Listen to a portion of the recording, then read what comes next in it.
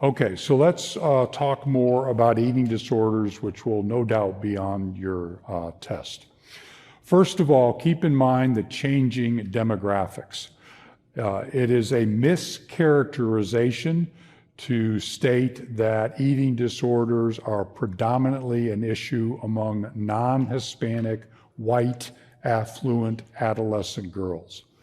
The rates of eating disorders are approaching similar percentages across all racial and ethnic groups, among all socioeconomic classes, and are being increasingly recognized in pre-adolescent children, in males, and in individuals who are perceived as having an average or even an increased body size.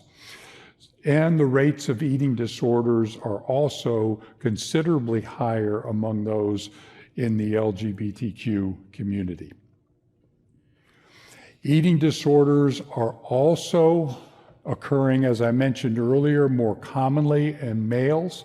Males are a little bit different in that they experience greater weight fluctuations. They are more often to have overweight or obesity at the onset of an eating disorder, and they pursue muscularity over thinness. Oftentimes this is associated with an interest in sports. They binge more frequently, especially on carbohydrates, misuse substances more frequently, have a higher incidence of gender dysphoria, and a much higher incidence of refusing treatment.